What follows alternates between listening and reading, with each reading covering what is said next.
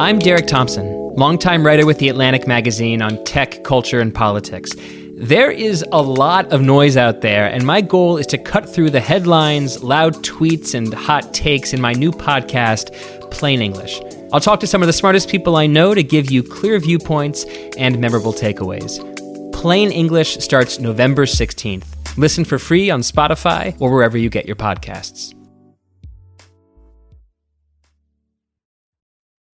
This episode is brought to you by Anytime Fitness. We may talk a whole lot about sports, but when it comes to keeping fit ourselves, there's definitely room for improvement. I hit this point early July. I was just like, I am not in good enough shape.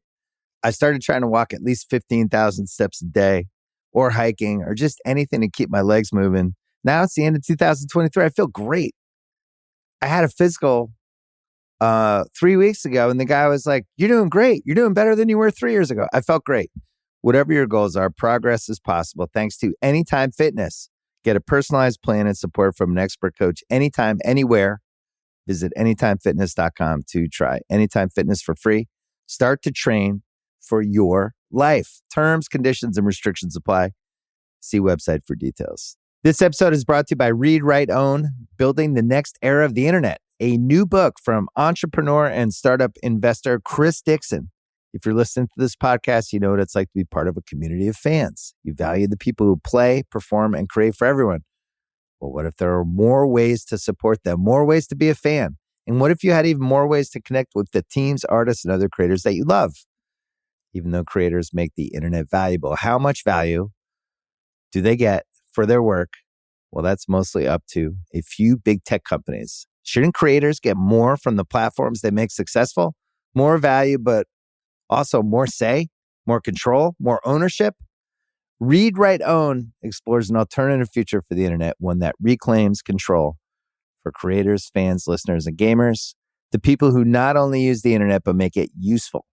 Read, Write, Own imagines an internet built by us for us. So order your copy of the book today or learn more at readwriteown.com.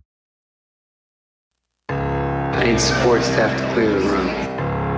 Stand up and walk now. Hello and welcome to The Watch. My name is Chris Ryan. I am an editor at TheRinger.com, and joining me on the other line, this podcaster has swagger. It's Andy Greenwald. It's going to be a cool energy today because, again, you know, people didn't get this in their audio feeds, but our super producer, Kyle McMullen, just yada-yada'd us. Like, we were doing some early pre-pod bants, and maybe the clock was ticking, and all of a sudden we heard, this Zoom's being recorded. It means it's time to go. She said we were ready. We dragged her on early because I have, like, morning coffee, like, afterburner, like, vibes right now. I'm, like, ready to rock. And I didn't want to wait for another hour or so until our scheduled recording time. So, Andy, it's so nice to see you again on a Thursday. Today, we're going to be talking about the most anticipated shows, our most anticipated shows of 2022. We'll talk about the episodes 8 and 9 of Station 11 on Monday's show, because those just dropped this morning. They're obviously, as we wind down on that season, very heavy. And we want to give them their due time and let people get a chance to check them out over the weekend and stuff. Yeah, I'm just still kind of hung up on this idea that maybe we should be trading and when like biometric. I say people, I mean Andy. Listen, I am caught up on everything I need to be caught up on. I just meant maybe we need to like be trading our biometric info that the phones are tracking. So I'd be like, Chris is peaking right now. His testosterone levels are through the roof. Like, do this you ever would be feel our. That way? Like, is there like a prime podcasting hour for you?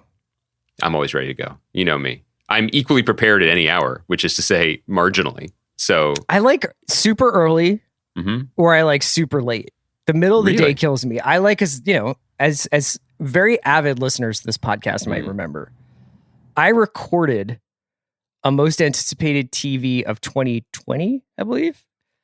When we found out that we had like an advertiser, like we needed to have an episode for an ad. And on Christmas Eve, I think I recorded a 35-minute solo podcast after drinking 3 beers and watching a Sixers game, where I just like read a list of shows, half of which were only on in England and a quarter of which never came out. And I got 10 minutes into it and I was like, man, I've been talking for an hour. And it was definitely just like 8 minutes into it. It's so good. This needs to go in the vault. Like the Library of Congress, when we donate our papers to the University of Montana at Yellowstone or whatever. I'm going to donate mine to Temple. Yeah. I think that's right. It's going to be John Chaney's sweater and then like the collected dats of all of my pods. And I'm going to donate mine to Temple B'nai B'rith in Wilkes-Barre, PA. just for really, really steering my parents right, making you the man that you are. Yeah. Well, no, I went through my man to boy ceremony in scenic Gladwin, PA. But I figured that's where they'll build the plaque, but the library build the plaque. It's a small brass. Right. So, okay. The way I wanted to start this conversation was by asking you a little bit about your other gig, if that's okay. So we have a list of shows that we're going to go through, and I divided them up into some convenient categories, and we're just going to kind of talk about which ones we're most looking forward to. Maybe we do some concern trolling as we do on this show. But I know that you, in your other gig as a writer and as a television maker, often are among the pages and pages of like, here's what we have in development. Here's what we have on our books. Here's what we're working on. Here's all this stuff. Sometimes it's to take it to you and be like, do you have a take on this or whatever? But I guess I was curious, like when you look at that like vast amount of intellectual property that these streamers and networks are sitting on, do you have like a sense of like what the conversion rate is, in terms of like what actually winds up making it to screen? It's a great question. First of all, I have to say I am very grateful and appreciative that you referred to me as a TV maker. I am constantly feeling like that is a fleeting title because I've made pages of scripts, but I haven't made actual television now in over 2 years. And I worry that it starts to feel like for example, when Uncle Joe Biden had his colonoscopy and Kamala had the chalice for like 90 minutes, when all is said and done, is it going to be like, I was president? Like I made laws? I'm not saying like her career is not over. Like it would be great if she became president one day, like not during a colonoscopy. But what I mean is like, if you have one at bat in MLB, are you a major leaguer? I think yes. So yeah. I thank you. Also made a show. I witnessed you making decisions about like props and set design and costume design and acting choices, and it just becomes more. You did a lot. It just becomes very kind of vague as the variants pile up. So to your point, one of the more fascinating things actually about being in the not actively making but actively developing part of the TV writer business is TV curious. Yeah.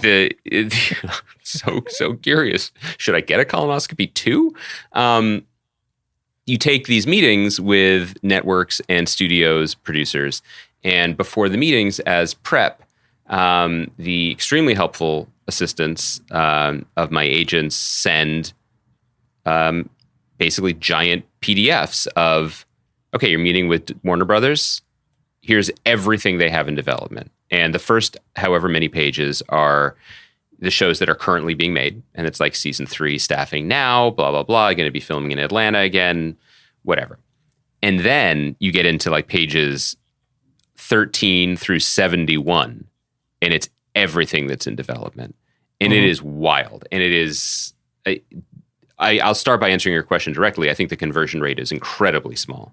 Incredibly small. I mean, there are projects in development, some actually in what seems like active development. I think the difference being sometimes titles are in there just because they're in the library, like it's an old movie and it says OWA, open writing assignment. So they're looking for people like me or whoever else they're meeting with to be like, oh my God, yes, Cool Runnings was my favorite movie.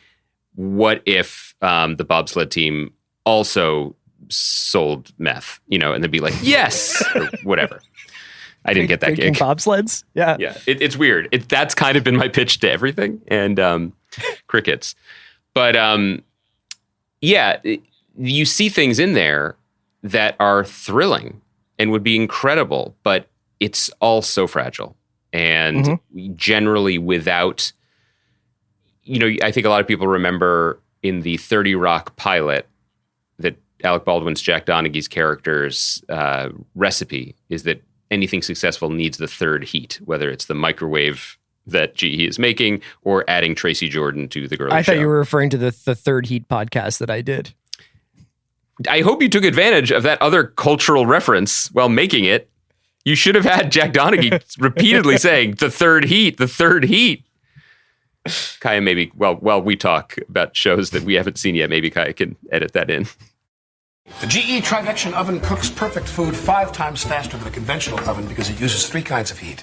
Thermal technology for consistent temperature, GE Precise Air Convection technology for optimal air circulation, and microwave technology for incredible speed. With 3 kinds of heat, you can cook a turkey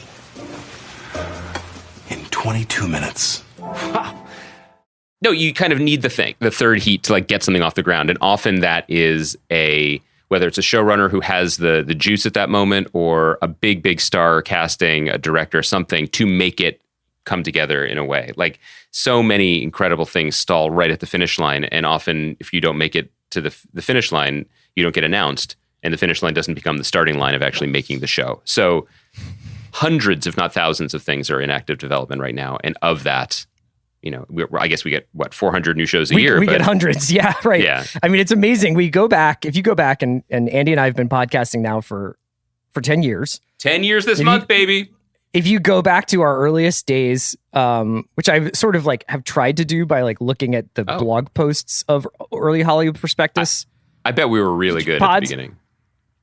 Right. It was just like as if we had known each other forever. But we, when we first started doing this podcast, at least from my perspective, you were more of like, I'm a television critic, but like, man, if you were doing a 10 best of the year list, there might be like 13 good shows and you just had to shave off 3 of them. Do you know what I mean? And so I think that like just the amount, when you look at like the lists, like I refer to lists on the Playlist and Vulture and a bunch of other places to kind of put together the document that we're working from. There's 100 shows of note coming out. And I would say over the last 2 or 3 years, especially when Andy and I get to the end of the year and we do our best ofs and we talk to Sam, at least 3 shows on my list are shows that I didn't even know were coming out. Like I didn't know It's a Sin was coming out this time in 2021. Do you know what I mean? Like, or I guess maybe it was already coming out then, but I had no idea. Like there are shows still that kind of come out of nowhere, which is part of the real fun of doing this job, is that you then find that this thing that you had sort of glanced at or had no idea about its existence becomes like one of your favorite shows of the year. The other thing that I thought I would just like bring up to you real quick. I mean, I don't know if you have any comment on that, but. No, I'm just, thinking back to those glory days. Like we had already been doing the podcast for 2 years, but like in 2014, my top 10 list for the year, it just feels so relaxed. And one of the reasons it feels so relaxed is there weren't nearly as many shows, but also there weren't nearly as many shows that were designed to grab your attention, grab you by the lapels, and matter. Which is to say, there weren't that many event shows or one and done shows or limited shows. In my write-up of the top 10 shows of the year, I make a big deal talking about The Honorable Woman, which was a wonderful show that we both adored, a British import starring Maggie Gyllenhaal. But how this really felt fresh in a way because it felt so urgent, because there was nothing in its DNA that suggested it would go on. And also I felt confident enough in the relative, scarcity of true gems to make the viral goof Too Many Cooks my number 10 show of the year. That's right. So that was a very, very Grantland of you. But it's also very innocent time. Like I don't really know what I left off. You know what I mean? Like Veep and Game of Thrones are on my list, and The Nick. Like it's fine. Anyway, please continue. No, I was just going to say that the other thing I would mention, looking at the list, the sort of master lists of shows that are coming, is a bunch of stuff that was slated to come out last year that got delayed by the pandemic for a variety of reasons, whether it was production shutdowns or just pipeline slowdowns with the networks themselves. And not supply chain stuff, right? Like not the same reason why I can't get like a 4-year-old's bicycle. That's not why we don't have FX's The Old Man yet, right? Right. No, and that's on this list, and we'll talk about that. The other thing is, we haven't really done like a straight up like streaming wars discussion in a long time. People love those. I think the thing that I noticed looking at this master list before we start getting into the actual shows was Apple's coming. And, for the last couple of years, it's not like Apple has been like playing their the cards close to the vest. They made Foundation. They made, some pretty big swings, and they have a huge hit. Shrink Next Door. Yeah, and they have a huge hit with Ted Lasso, and they have shows that lots of people like a lot. Like I'm a fan of Servant. I'm a little bit behind on it, but I was just looking at Steven Soderbergh's end of the year media diary, and he's cranking on Servant, which made me want to get back into it. But that the amount of stuff coming on Apple this year that I think is going to demand attention really caught my eye. I think that's going to be something to reckon with this year. Side note, one thing that got a lot of burn in my house was the Harry Potter reunion special on HBO Max. Yeah. And I'm human. I definitely Googled, so what's up with Rupert Grint 2022? My guy's on Servant. Yeah. And I say that not because I have any ill feelings towards him. He actually seems like a lovely guy. He just seemed so lovely and normal in this reunion. I was like, good on him for taking his earnings and like buying a pub in Wales. I just thought that he quit the business, not because he couldn't get a part, but he's just, no, man, head down, just doing supporting work, God supporting work. If I remember correctly, he plays the brother of like the main character who's like kind of like a little bit edgy and drags him into some stuff. Can I just say, Chris, you won't watch this. You never should. But there's it's a lovely, beautifully produced special. It's mostly Helena Bonham Carter being nuts, and then like all the former children of the movie being like, "It was lovely becoming a family, wasn't it? Yes, it was, wasn't it? Do you remember that? We were all a bit nervous, so we held hands, but just the fingertips. It was lovely, wasn't it? It so was lovely." And anyway, it does seem lovely, and I'm like, shouts to David Heyman, the producer, and anyone else who managed to make this insane media colossus and everyone still be friendly to each other. But my main thing, Chris, and I'm sorry, you gave me an opening. I think this is relevant whether you know Harry Potter or you don't. I very, very firmly was in one camp and have been dragged into the other very recently. Is that the degree to which these movies hang on the, let's be honest, very raw performances of children for like the first 5 of them. And then they did strike gold. Those kids turned out to be very good and it was fine. But these children carry the movies, and around them, it's just like Hall of Fame night at the Old Vic. Yeah. It's Rickman, Fiennes, Maggie Smith, Richard Harris replaced by Michael Gambon, and then Gary Oldman and David Thewlis show up midway through. Like, it is so outrageous. And Robbie Cochran, and then like on day 1, they're like, okay, so what you're doing is turning into a cat and then scolding these children. And Maggie Smith is, and you wonder why Maggie Smith didn't come to the reunion. You know what I mean? It's amazing, but it all worked. Did Thewlis show up to the reunion? Thewlis, did he show up to the reunion? I believe he does. He doesn't get much screen time. Okay. I think he does get interviewed once. Ian Hart, who played John Lennon in Backbeat. I remember him. He's kind of a working guy. He's credited in it. And then like he has one quote where he's just like, that was a mad bit of fun, wasn't it? Having Rafe or whatever. Timothy Spall, like the great genius of the Mike Leigh films, plays like this weird troglodyte who cuts off his own hand to bring Rafe Fiennes back to life. It's just like, can you imagine being like, you, the third assistant to the Dark Lord who has no nose. Could you get me a coffee? And meanwhile, Rada's like, can you get back now? We need to put on this production of Lear. It's so fucking wild. It's great. They all seem to be having great fun. Great fun. I recommend watching the part where hey, did it puncture any like suspension of disbelief for your kids? Oh God, no, they love it. They love it. It's just wonderful, because I think the greater gift for them was like they all really like each other, like that kind of matters. And it's the way I feel about like the 2008 Phillies. Like, I want to believe that, Scott Air never brought up politics, around Jimmy Rollins, that they all probably just talked about throwing the old ball around the yard. No, it's quite lovely. The highlight is definitely when Helena Bonham Carter shares the note that Daniel Radcliffe sent her at the end of filming number 6, which was basically like, I do fear I was born in the wrong time. Like, if only I were 10 years older, like I could have asked you out. And she's like, "You're so sweet." Dude, how did Radcliffe feel about getting put on Front Street? Shoot your shot. You know what I mean? Shooters fucking shoot. Like, yeah. I wonder if was he had seen Fight Club by that point. I was never. I wonder if he'd seen Room with a View. Let's run it back. Run back the tape. I'm just saying. I was mixed on that dude. I was like, I don't know. Can he carry this franchise that I haven't seen? When I found out about that, I'm like, that guy's got killer instinct. That dude is 15. When were you skeptical about Radcliffe? Like when I saw the first movie. Oh, okay. I was like, I don't know about this. All right, let's get into the most anticipated TV of 2022. Oh, did you want to say anything about Apple's rise here, or you want to just that Apple has a bunch of that we are going to see this year in particular? I don't know if this was a strategy, as you said at the beginning. The schedule of release things has really come from it's COVID affected. So whatever Peacock or Apple was planning to do, if they had some grand strategy of how we're going to hook viewers, that was all thrown to bits. But last year we did Peacock's like, hold me back. Peacock's like Tyler Hero going after Yusuf Nurkic. They're like, we got it next year when I come back with all my shows. It's Peacock as Tyler Hero is amazing. I think that's right. People are like, maybe he's great.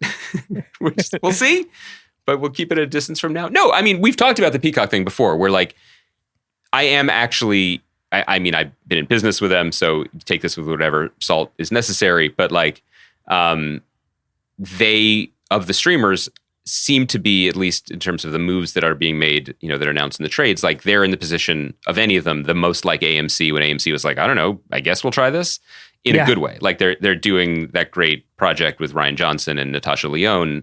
That's kind of like a modern day Columbo. They're doing, and they also they have actual Columbo, so you can just watch. And they have that actual too. Columbo, which is smart. But they also have the new Damon Lindelof show, which is exciting, and you know we can't wait to even find out what it's about. But Apple had some of its really big, like, we can pay for this, so we will shows come already, like Foundation and Invasion. But this is the year we're going to get interesting things like Severance, which is a really interesting kind of a quirky drama project that Ben Stiller is directing and showrunning the first season. Amazing cast, good scripts. Like it could be something really special, and it's not like things on other networks. So it will. I think that people who have considered Apple as big stuff, Ted Lasso, Tom Hanks movies, this might be the year where you start to be like, oh, there's series on here too that I'm interested in, which makes you know, who has time for all these things, but it does make for an interesting landscape. So let's start with the blockbusters. Let's start with the biggest shows. Now, like I said, this is by no means a comprehensive or definitive list of everything that's coming out next year. It's really stuff that grabbed our interest. This year, buddy. This year. We're here. Oh, sorry. The stuff future is that's now. coming out this year. It's just stuff that, you know, grabbed our interest as we were perusing this list. So the blockbusters, the ones that I think are going to be, they have the potential at least to be like pretty huge cultural events. And I have a couple of questions about some of these things, but let's go with Lord of the Rings, which will be on Amazon. I think they're aiming for September with that. House of the Dragon on HBO. I'm not sure when that's coming out. When did Game of Thrones used to drop? June? Yeah, and then did it shift to late in the year for its last season?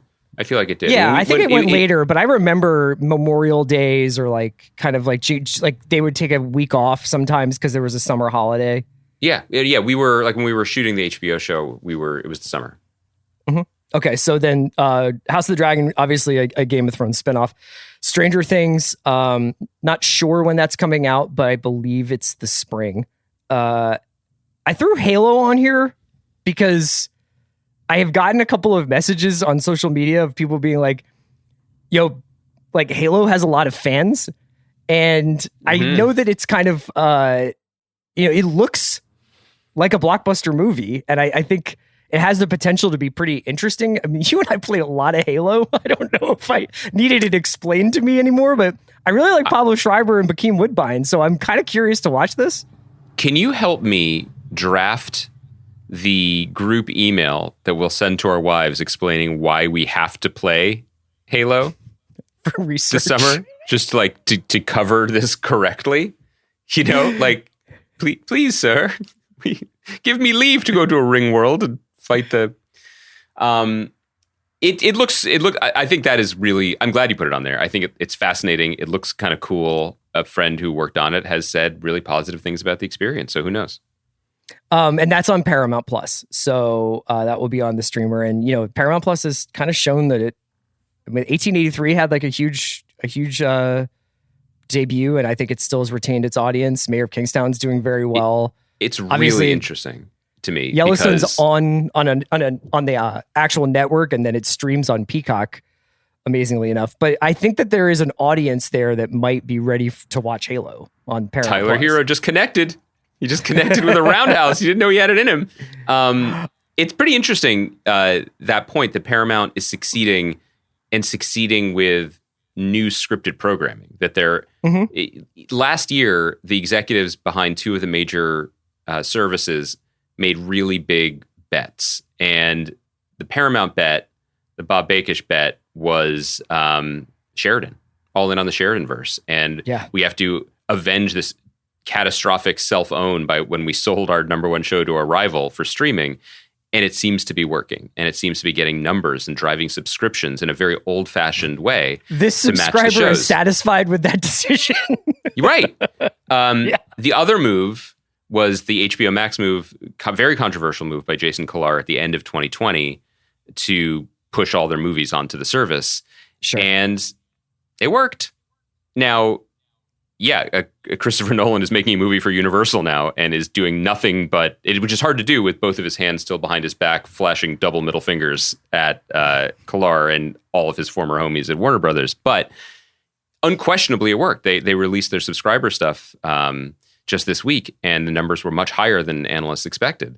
HBO Max did the thing to make them relevant. And, you can debate whether cinematically what that means, but it worked. It made them a player, and then the HBO content shored them up, and they're a real service now. The next two blockbusters that I had in this list were Obi-Wan and the third season of The Mandalorian. I also wanted to mention there are no Star Wars movies scheduled to come out this year. Or next year, right? Yeah. I mean, it's kind of amazing. I don't know if there's any other sort of signal flare more strongly lighting up the sky than the fact that all the Star Wars stuff is happening on the streamer, and that it's Obi-Wan and Mandalorian, and later in the, I don't know when, but Andor, the Tony Gilroy Rogue One spinoff, and Acolyte, which we're really excited about. That's the first fully original, as in not based on previously existing characters. Well, I guess Mandalorian kind of is that too, but anyway, it's Leslie Headland writing and directing an original Star Wars based story. But it's interesting. I think Mandalorian and Obi-Wan are the big ones. It's worth saying that the Disney, when you talked at the beginning about the development grids that all the studios have, they are, for as much as TV has changed, relatively unchanged from 5 years ago, from 10 years ago, where there's always a ton of stuff in development. They're always looking for people, moving stuff around, odds of things going rise and fall depending on who's in charge and who's cast, et cetera, et cetera. The thing that has radically changed is the Disney factory. They don't share this information, but Star Wars and Marvel have so many projects in development at any given time. And so many of them will happen. And they are made in a way that is so bizarre to anyone who's worked in TV before. And I think this is the year where the veil is going to be dropped a little bit, or the lid is going to come off a little bit more on how these sausages get made, especially when you see the casings and the weird fillings as much as you did in something like Hawkeye. So what do you mean by that? Do you mean technologically where they shoot this stuff against a Manhattan Beach green screen? Or look, we had Malcolm Spellman on the show, and he was and he's like, I don't know how this is ending or something like that, right? Well, yes, but specifically, first of all, when Marvel TV launched, this version of Marvel TV, not the Jeff Loeb version that did the Netflix shows, when it was Kevin Feige's Marvel Studios, they fought the idea of showrunners. They were like, that's not how we do things. Everything here is more collaborative and more company-based. I think that they've eased up on that a little bit. But Malcolm Spellman ran and wrote Falcon and Winter Soldier and seems to have had a really good experience. He was very positive talking about it with us, and then was later officially hired to write the new movie. But he talked to us about how, in addition to his writers, he had two Marvel execs in the room, and he liked them, and he says he was grateful for them. But that's true of all their shows. They have company execs in the room being like, listen, we really like the idea of there being a deaf character named Echo. Do you know her? She should be in this show. And they're like, I'm sorry? Like, she should be a major part of this show. Don't you think? And they'll be like, okay. And they'll write it and they'll be like, because we're doing a spinoff. And also, I want to say magic. Can there be magic in the show? Like, there is that happening. And I think the very best people can, I think it can be positive. It could be collaborative. It's a very deep universe and it's fun. People genuinely love that all this stuff is piggybacking and interlocking. But it's just a very, very different development process, I think, than what the town, let alone the creative people, are used to. And very curious. I guess I'm curious creatively what will come from it. But I also wanted to mention it because that pipeline is rich and full and is not stopping. Like you said, there's no Star Wars movie on the calendar. I would imagine that in their offices they have their TV shows through 2023 plus ones they don't even know about yet. At least 2024. I mean, I think that the other, you mentioned about by the way, I said 2023 because I thought it was 2020 for a second. I meant 2025. Jesus. It's been a fun time. The Acolyte being this original story, and I think that one of the things that give Obi-Wan and Mandalorian so much weight is their connection to the original trilogy. So it'll be fascinating to see the sort of different. I mean, I suppose Boba does too, and Boba Fett I think has been received well, if like a little bit more muted so far. The last one I have in Blockbusters is the one that I am most looking forward to. I've talked about it a little bit before. It's called Masters of the Air. It's from Playtone, who it's Tom Hanks's production company, and they did Band of Brothers in the Pacific. This is about air battles over Europe. It stars Barry Keoghan and Finn O'Shea and Callum Turner, and Cary Fukunaga directed several episodes, but also Dee Reese and Tim Van Patten and Ryan Bowden and Anna Flack worked on it. I'm not a complicated person. I can't wait to see this. When you say Playtone, that's the company founded by Tom Hanks and Gary Getzman, the inspiration for the blockbuster film Licorice Pizza, a movie that some people really love, right? That's Gary Getzman. That's the real. Do you want to just do it? Why? I no, feel like we're in the middle of it. I just no, get but spicy. like on Monday, you were just like gotta get my licorice pizza takes off. I thought we were talking about movies today, but look, you want to delve into the Masters of the Air. I want it before we move on. One thing about this part of the list, we'll get to it, that I want to say is. The Boba Fett was a emotional stress test for me in that, like, nope, I guess I was cool with my action figure. Like, it just doesn't, the show could be good, but I am not like in the tank for it to a degree that I thought I would be. Obi-Wan might, I mean, Ewan McGregor as Obi-Wan, that I might have feelings about that. I might like that show regardless of whether it's good or not. That's in that zone for me. It might be, might not be. That's your waterbed. Yeah. Oh, because Gary Valentine, the 15-year-old ne'er-do-well star of Paul Thomas Anderson's film Licorice Pizza, sells waterbeds. That's right. Of all of these shows, I have one more I threw in Blockbusters, by the way. I don't know whether it's going to be a blockbuster, but I think it has blockbuster potential, and it's the one that's not like huge franchise fodder. Is Winning Time, the Lakers show on HBO. Oh yeah, did we talk about that trailer? That's fun. We talked about it. I mean, I think we talked about it in that, like, I was skeptical about this, and it turns out this is exactly what I think it should look and feel like, and I can't wait to watch it.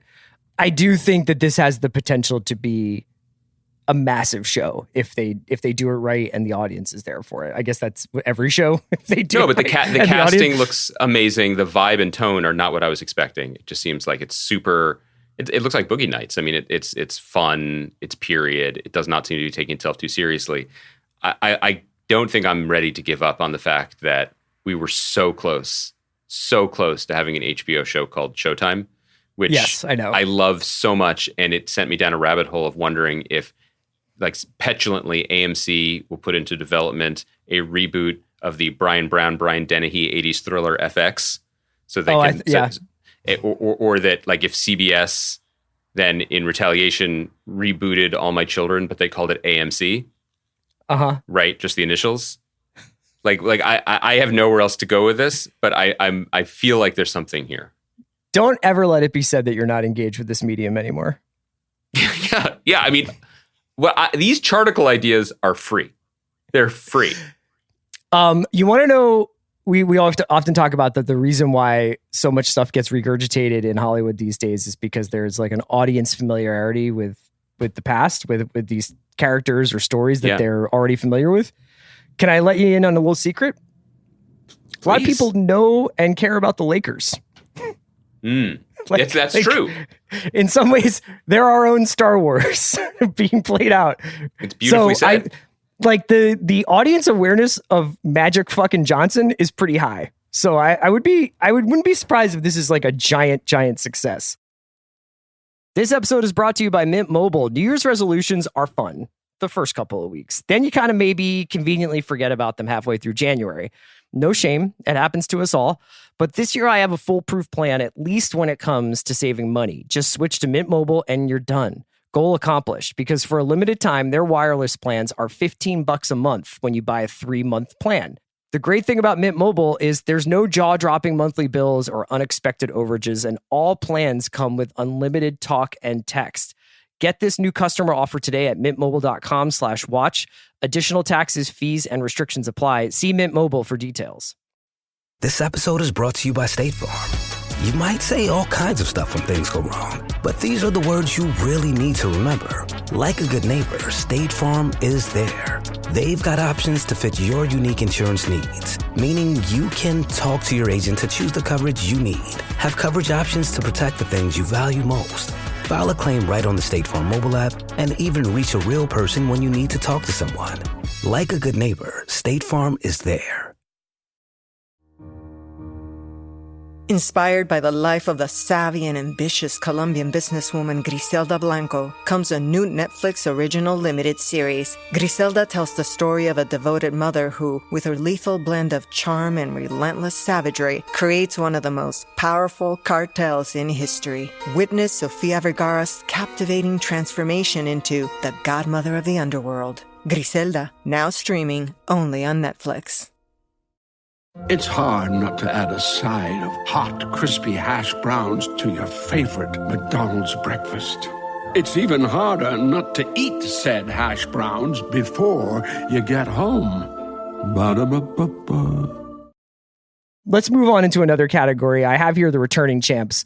We'll talk about probably all of these shows at various points over the course of the year. But these are the shows that are coming back. You know, oftentimes multi-season shows kind of get brushed aside for their dependability. I just did that to Succession, I think, and on my 10 best list, where I was like, why would I reward this for just being excellent again? But I will say that a couple of these are my most anticipated shows of the year, full stop. That's Better Call Saul and Atlanta, which I think are in kind of like a class of their own. And then Killing Eve, Ted Lasso, Hacks, Russian Doll, Ozark, and Barry are all coming back. Of this group, what's the one that tickles your fancy the most? I Better Call Saul.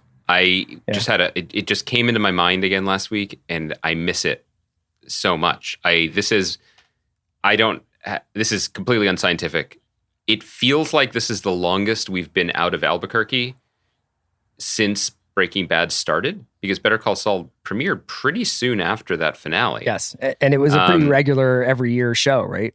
Yeah, and then we even had the movie in the middle of Better Call Saul last time. And so it's been a minute, and you cannot get that fix anywhere else, especially as TV has moved towards more of these, one-off limited series, event series types of things.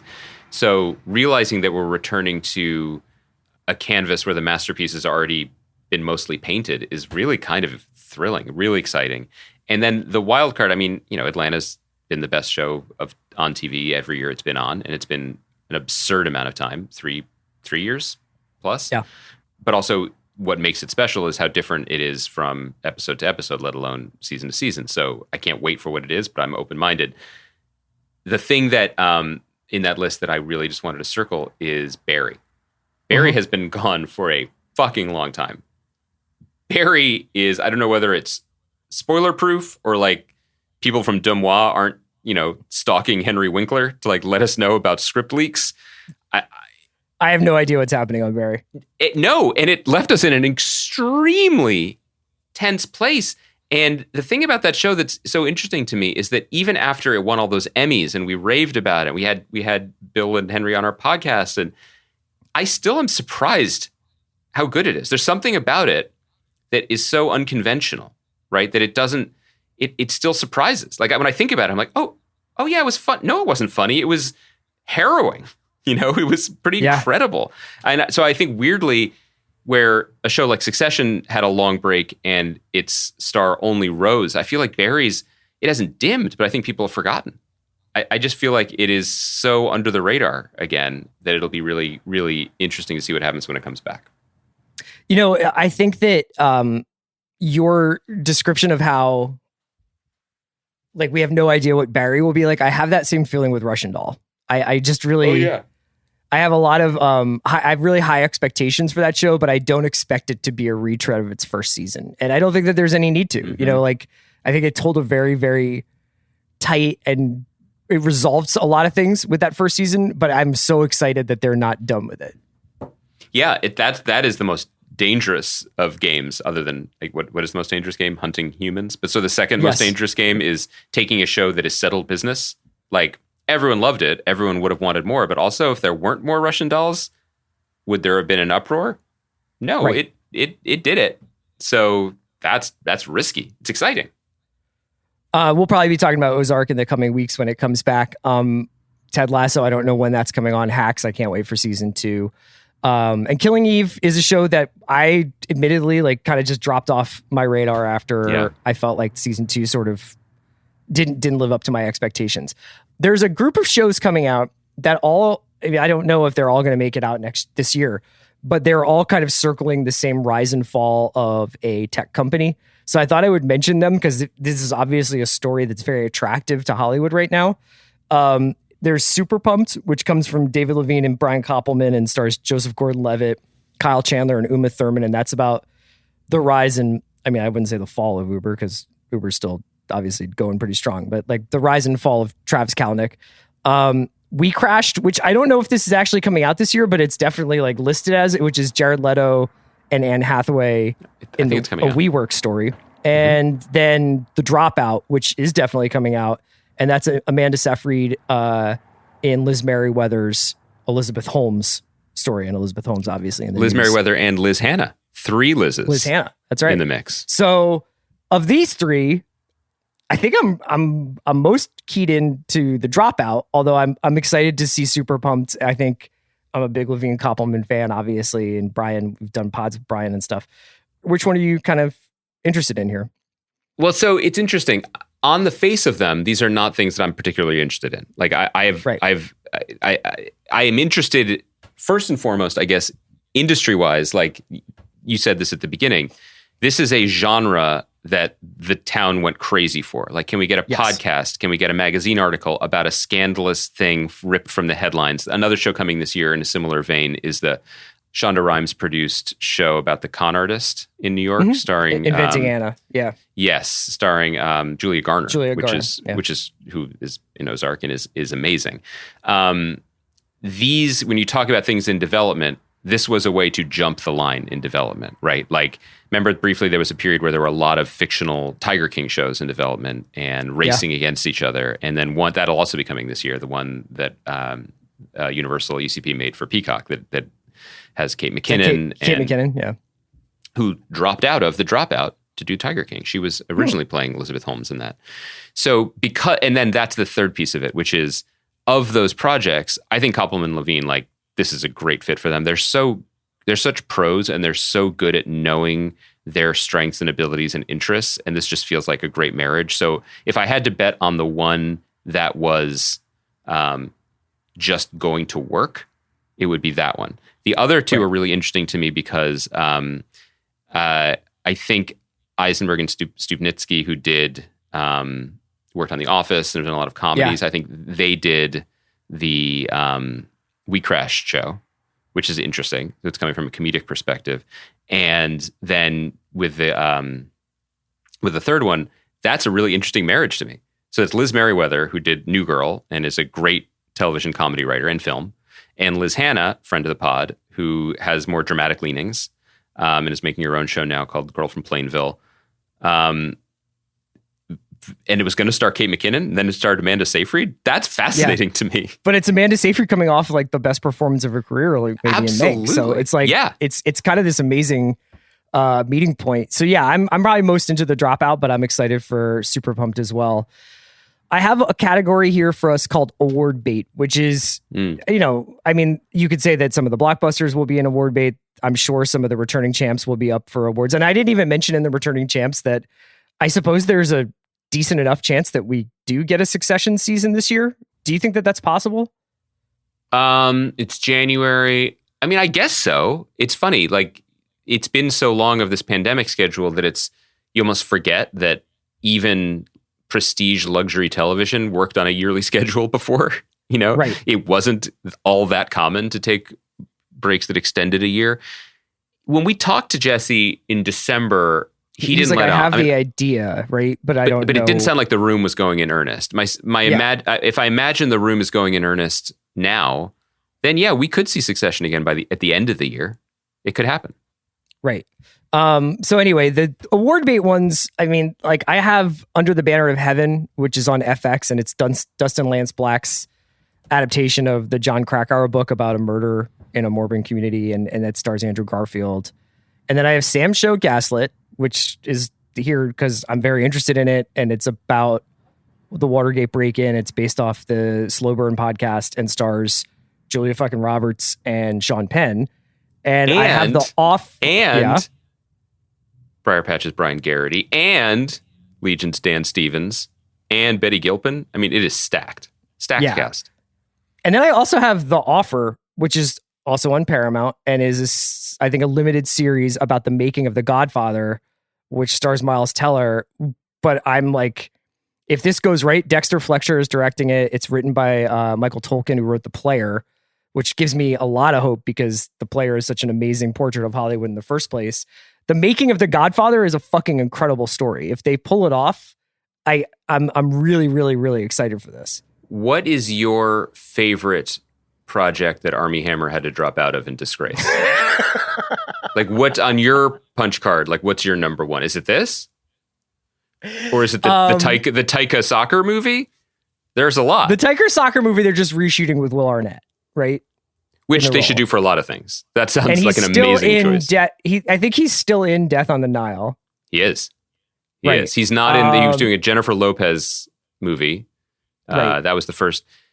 For what it's worth, yesterday I was like, because Chris, like I'm doing my best. I'm still maintaining my Twitter blackout. I'm not really looking at the news, but I'm still a curious guy. And I like to send you things. I like to send you updates. You send me things, what Kathy Hochul and Eric Adams are doing. Yeah, Chris is. The way like chocoholics love chocolate. Chris is like a chocoholic, but for New York politics. Like Chris fucking loves it. Ever since the Tammany Hall machine, you know what I mean? Like Chris is just.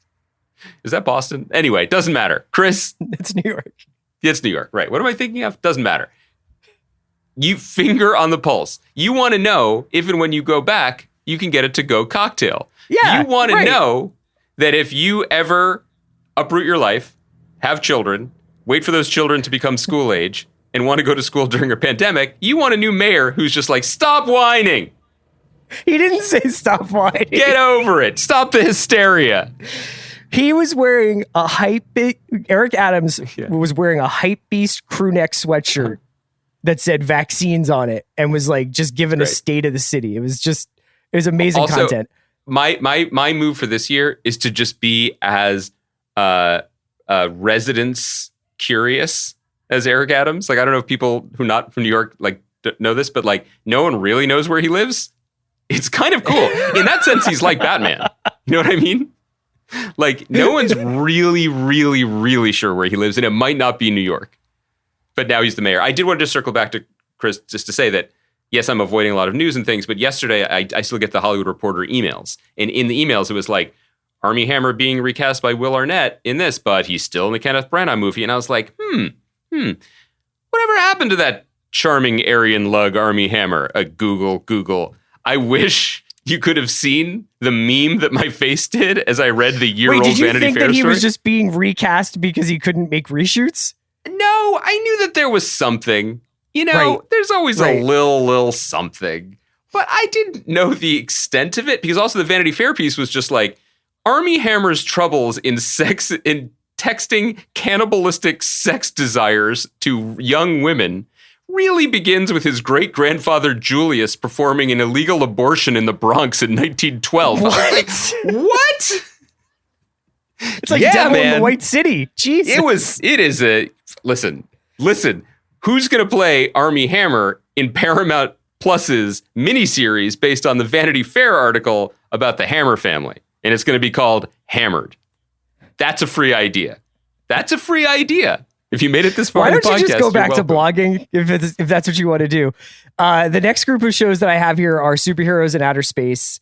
Right. That is, we mentioned Andor and Acolyte. Not sure if Acolyte's coming this year, but Andor, I believe, is. And then I have The Boys on Amazon, a trio of Disney shows, Moon Knight, Secret Invasion, and She-Hulk, all MCU shows, and Peacemaker, which is on HBO Max and is the spinoff of Suicide Squad starring John Cena. You know what's funny when you do this list and you have the master list and you're like, fucking Master of the Air, Atlanta, Better Call Saul. Yeah. You're like the shows. Then it's like the Marvel shows seem small. Like they almost seem like they're back in the nerd cabinet. And I know we're going to get to the end of the year and there's a pretty good chance that these Marvel shows and these Disney shows will just be like the biggest thing on TV and everything else will pale in comparison. But I will say the offering this year, it's kind of weird. You know what I mean? Like it's kind of a weird collection of weird shows. I think Secret Invasion is going to take a little bit of explaining to people. I think She-Hulk, the way they've envisioned it as like a courtroom dramedy, is a choice. Ms. Marvel, not on your list. The more I read about Moon Knight, I'm like, weird guy. Super weird. And Oscar Isaac and Ethan Hawke. Yeah, I hear your point and I agree with you, but I will say that recent history has proven that for whatever reason, maybe it's the just inherent kind of humility of the medium, even though it is now dominant. TV collectively, culturally, seems to be having less of an existential crisis about what are we and what is good and what do people watch and how do we reward it than films are still having. Like those spasms are still going on. And, there's already a debate about whether the Spider-Man movie should be nominated for Best Picture. It's like, yeah, it fucking should. It was great. And people liked it. Relax. You know what I mean? Just relax. You're not picking a new pope. Just let Tom Holland come to the ceremony. If you're lucky enough to have a ceremony, you know what I mean? Right. Like, it's cool. I know it's weird that Spider-Man No Way Home will be competing against Maggie Gyllenhaal's The Lost Daughter, but it's like, that's movies, man. That's fine. But TV, even last year, like WandaVision got a ton of Emmy nominations. And it, I think, appropriately, considering the competition, didn't win. But TV does not seem to be sweating it yet to that same degree. You know what I mean? Like, Ethan Hawke, good Lord Bird last year, Moon Knight this year, no problem. It all seems... Right. Maybe it's because you're not buying a ticket, but people seem to be able to more easily hold in their minds the idea that tonight is a She-Hulk kind of night, and tomorrow night might be, I don't even know where to go. With The Good Fight? Tonight is a She-Hulk kind of night. That, by the way, that's pillow talk. That is that's a romantic thing. Baby, do you want to watch She-Hulk? It's a She-Hulk kind of night. Paint the town green. I'm most looking forward to Moon Knight here. I will obviously I can't wait to watch The Boys. The Boys also seems like the show that can most easily expand and become like multiple shows because I don't have a pre-existing relationship with those characters. So I'm like, if you guys want to make it is. They do. Yeah. There are many spinoffs in development, but that is a good example of the TV bounty in a different direction, which is I really like The Boys. I'm really excited to watch more seasons of it. That's fun. I have not thought about it for a moment since it ended last year, but that is not an indictment of the show. It'll be great fun to have it back. The next category I have here are crimes and spies. This is also the Andy Greenwald and Chris Ryan section. Should we take a break for the next hour of the podcast? Is that? I honestly, we don't even need to talk too much about these because we will probably talk about all of these shows in depth when they come out. The three shows I have here are Slow Horses, which is based on a novel, a series of books actually by a guy named Mick Herron, who is a British spy novelist. It's about the office in London where they put disgraced spies who are trying to work their way back into the good graces of MI5. And it stars Gary fucking Oldman along with Olivia Cooke and Jack Lowden and Kristen Scott Thomas and Jonathan Pryce. This book, Slow Horses, rules. And this is delayed. This was supposed to come out last year. I cannot wait for this. This is coming out on Apple. So Slow Horses is my number one here. I'm so excited about that. I learned about this from this document you shared with me. I also want to just, for the real heads, just make a quick circle back to the Harry Potter reunion and say, I don't know if any living actor is more different on screen and off than Gary Oldman. Because, I mean, he sounds like a kind of a weirdo and maybe challenging in some ways in person over this long career. But, you see him in Mank, or you see him in maybe this show, and he's steely, he's controlled, he's so charismatic. In the Harry Potter thing, he just looks like a kindly uncle that got lost getting off the number 7 bus. He's like, Daniel, we did have a nice time, didn't we? Now, were we magicians? Oh, it is right. We cast spells and all of that, and I felt that I ought to be looking after you a bit. But it was a good laugh, wasn't Daniel, it? have you seen my film, The Professional? I mean, right? Do you know Sid and Nancy? That was the last time Gary Oldman probably worked with children is The Professional. I think legally, yes, that was the last time he was allowed to work. It's a hoot. The two other shows that I have in here is Tokyo Vice, which is on HBO Max. I still can't believe this is real. This is Michael Mann's Japanese noir show. Destin Daniel Cretton also directed episodes in this show, and it stars Ken Watanabe and Ansel Elgort. I think that's coming in the spring. So shout out to me. Is this the year you and Elgort finally squash the beef? I don't know, man. I don't know. It really. I thought I was gonna have to reckon with that with West Side, but it just kind of came and went. Whoa. The last show, shots fired. What? Which, by the way, is how West Side Story ends. You were basically like, I was going to. Spoiler alert! I was going to reckon with this guy who I have been beefing with for 5-6 years. I think that he's got a lot more going on than just like our like old beef that was like a joke on Twitter a while ago. I think the beef was settled until you were just like, I don't need to engage with West Side Story because the marketplace already spoke to that. Amazing. The last one is The Old Man, which is on FX and is a show based on a Thomas Perry novel starring Jeff Bridges and John Lithgow. About a spy, an old spy who's living off the grid, who gets pulled back into action. This was delayed, I think, not only because of COVID, but because of Jeff Bridges' cancer diagnosis. But it looks like they are going to get this up this year, and this is one of my most anticipated shows of the year. Yeah, every so often you get a combination of talent and network and project where it's like, we're going to be watching it.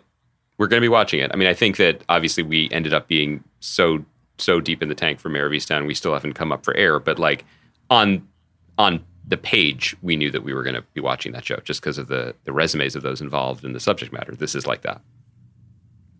So the next category I have here, we can kind of breeze through some of these a little faster. I have super showrunners / directors. So these are showrunners that you and I either are very interested in, or it's exciting that they have a new project, or directors who are making the move to the small screen. So obviously The Last of Us also has blockbuster potential. That comes from the Chernobyl guys, Craig Mazin, and stars Pedro Pascal based on the video game. I'm very excited for this. I have not watched Chernobyl yet, I know. Some other ones here, Pistol, which is Danny Boyle's Sex Pistols show. That's going to be on FX. Pachinko, which comes from Soo Hugh, who did, I believe, the Terror, and is directed by Kaganda, or at least some of it is. Very excited about that. Disclaimer, which is just Alfonso Cuarón has a Apple TV show with Kevin Kline and Cate Blanchett. Okay, 2022. Alfonso Cuarón in the Harry Potter reunion thing. Did you know that? He directed. I did not. Film. I assumed he was. Yeah. Ripley, which is from Steve's Alien, adaptation of Patricia Highsmith's famous novels, stars Andrew Scott. Sign me up. The Hot Priest. And Roar, which is from Liz Flahive and Carly Mention. It's the new anthology series from the Glow creators, and is described as, quote, an anthology of darkly comic feminist fables, but this stars Nicole Kidman, Cynthia Erivo, and Merritt Wever, and Alison Brie. That's a great cast. I'm happy. I'm so happy for Liz and Carly, who are lovely people, veterans for this podcast. Still mad about Glow. Still mad about it. Glow. Yeah. Glow was great. There should be more Glow. Netflix, you really screwed that up. You screwed that up, man. Any of the other ones here that you're like, I can't, I gotta see this? I am, I mean, as written, no. I mean, a Cuarón show, okay. Yeah, I mean, this just sounds, I'm glad we're doing this now so early in the year because as you said, well, you did it alone last year. And frankly, I fought for that to be a continuing tradition, but here I am somehow.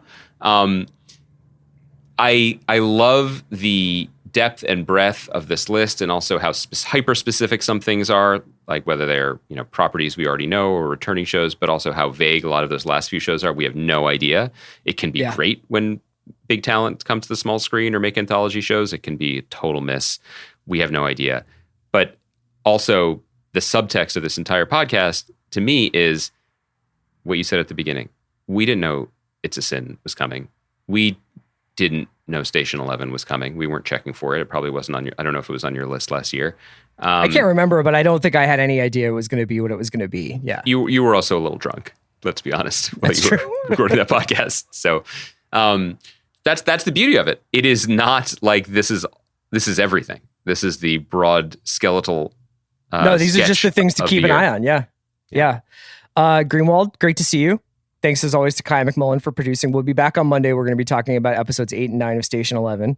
And we have lots more to chat about. So we're going to talk about some of these Oscar movie screeners. We're going to get to it on Monday. And also I won't step on it, but Chris discovered a show that sounds like Columbusing. This show exists, but Chris brought a show that people have really liked. All I care about right now is Southside. Yeah, that's the only show I care about right now. Southside began on Comedy Central. It's now on HBO Max.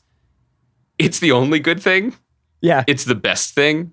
I love it so much already. This isn't us talking about it. This is just us letting you know you can watch both seasons on HBO Max now, and you should, and we're going to get into it. We're going to talk about it because we love it. All right, Andy, I'll see you on Monday.